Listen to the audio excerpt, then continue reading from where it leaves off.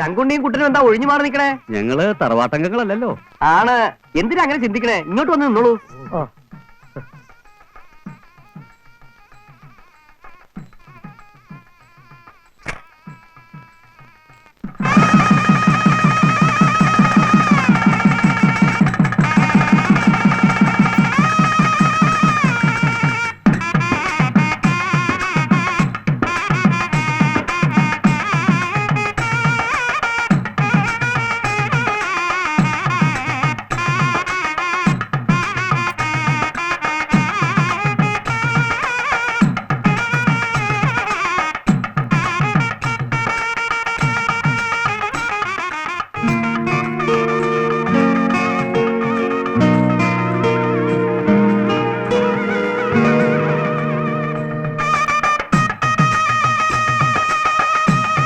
സാധാരണ വിവാഹം കഴിഞ്ഞാൽ പെണ്ണിനെ കുടിവെക്കുന്നത് ചെറുക്കന്റെ വീട്ടിലാ.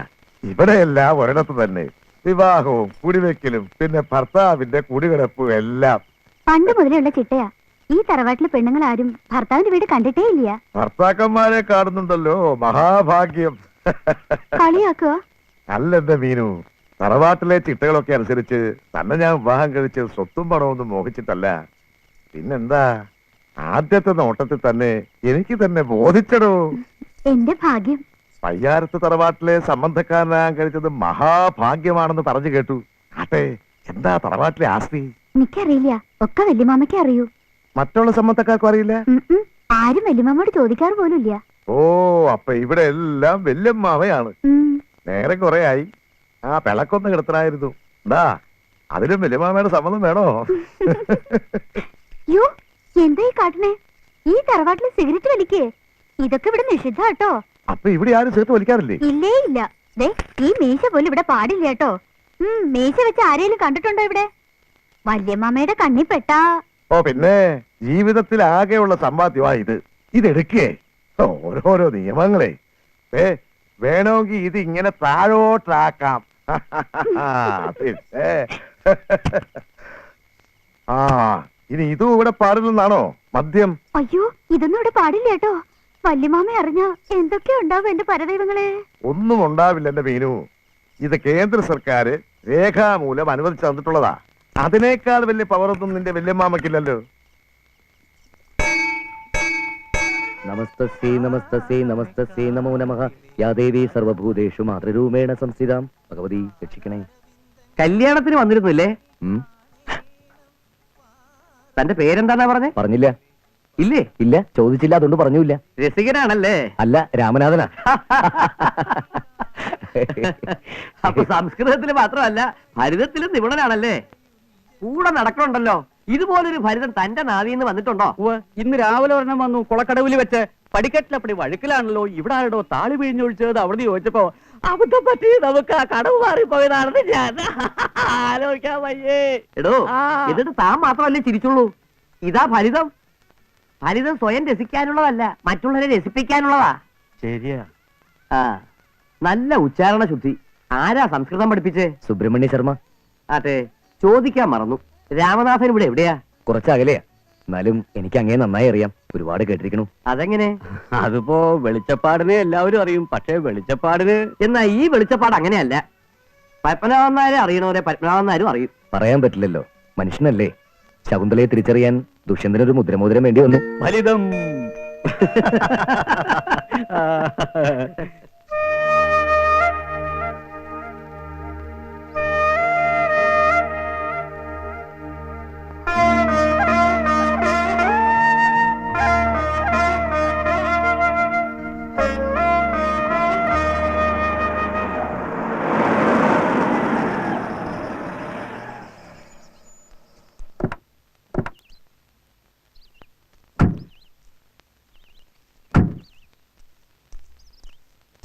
വല്യമാമേ, ഇത് കണ്ടോ?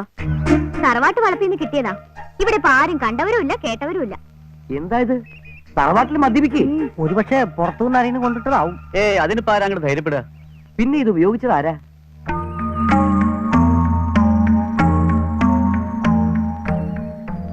ശത്രുഘ്നപിള്ളേ, ക്ഷമിക്കണം, ഞാൻ അറിയാതെ. മനസ്സിലായി. മറ്റുള്ളവരാരും ഇത് ചെയ്യില്ല. ശീലിച്ചു പോയതാ. എന്നാ ആ ശീലം അങ്ങോട്ട് മാറ്റി വെക്കണം.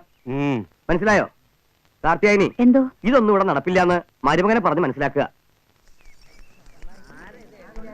ശങ്കമ്മ ശങ്കമ്മ വല്യമാമയോട് പറഞ്ഞ് മാപ്പാക്കണം. ഒരു തെറ്റ് പറ്റിയതാ. ഇനി കുട്ടി വിഷമിക്കണ്ട. ശങ്കരൻകുട്ടി ഭാര്യ ദേവകി, ജയകൃഷ്ണൻ, ഹരികൃഷ്ണൻ, സുധ, പ്രായപൂർത്തിയായവർ 4, മൈനർ 1, ആകെ unit 9, Radha soap 9, Radha soap 9, bar soap 4, bar soap 4, എണ്ണാത്തുടം 9, എണ്ണാത്തുടം 9. കുട്ടാ സുധിക്ക് വയസ്സ് 16 അവക്ക് 2 സോപ്പ് അനുവദിക്കണം.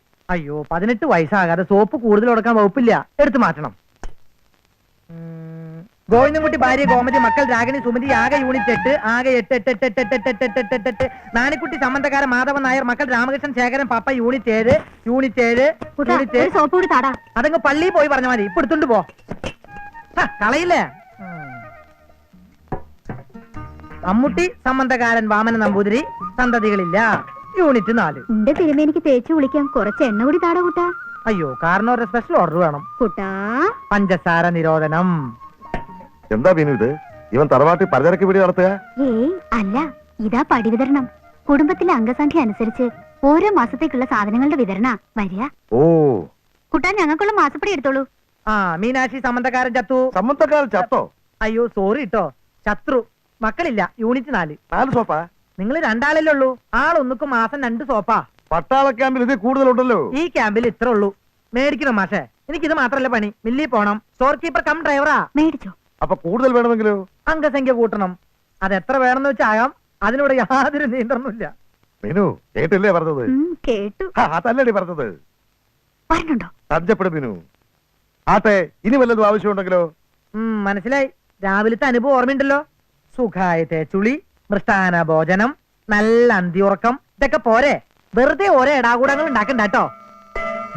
ദൈവമേ മണി 8. മാറി.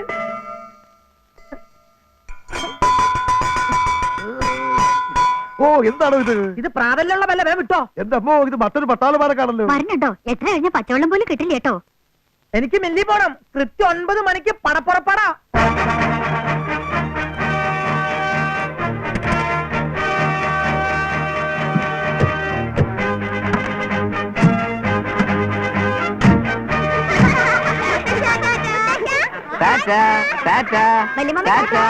വല്യമാമേ മറ്റന്നാ റിസൾട്ട് വരും കേട്ടോ. നിനക്ക് ക്ലാസ് ഉറപ്പല്ലേ? ആ നീ എങ്ങോട്ടാ?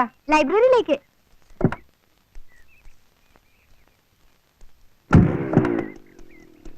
വളരെ സൂക്ഷിച്ചു പോണം. വെപ്രാളൊന്നും പിടിക്കണ്ട. ഏറെ സ്പീഡൊന്നും പോണ്ടാട്ടോ. മടങ്ങുമ്പോ 1 കിലോ ജീരകം കൂടെ മേടിച്ചോളൂ. ആയിക്കോട്ടെ. ടാറ്റാ. ടാറ്റാ.